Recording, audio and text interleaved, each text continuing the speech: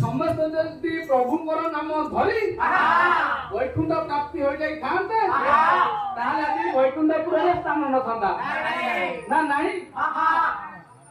ସଖୀ ପ୍ରଭୁଙ୍କର ନାମ ଧରିବା ପାଇଁ କଣ କରିବାକୁ ପଡିବ? ଲେଖିଲେ ଭୀମ ବହି ହରି ହରି ବୋଲିଲେ କି ପାପ ଖେଳ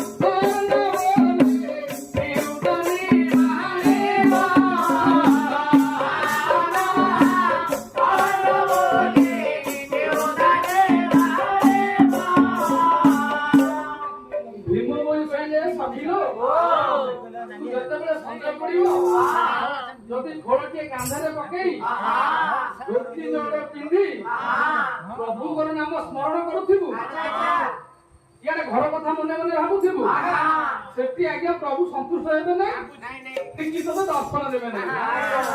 କାହିଁକି ଦର୍ଶନ ଦେବେ ନାହିଁ?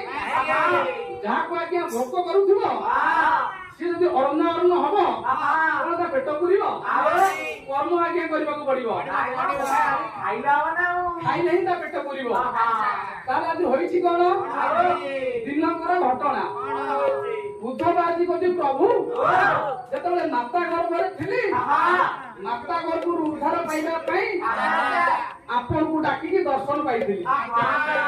ହେଲେ ଯେତେବେଳେ ଅନ୍ଧାରରୁ ଆଲୁଅକୁ ଆସିଲି ଆପଣଙ୍କୁ ଆଉ ଦର୍ଶନ ମିଳୁନାହିଁ। କାହିଁକି ଆଜ୍ଞା ଦର୍ଶନ ମିଳୁନାହିଁ? ନା ମୋହ ମାୟା ସଂସାରରେ ପଡିଗଲୁ। ଲୋଭ କ୍ରୋଧ ମୋହ ମାୟା ଯେତିକି ଥିଲା ସବୁ ତେଣୁକରି ପ୍ରଭୁ ଦର୍ଶନ ଦେଲେ ନାହିଁ।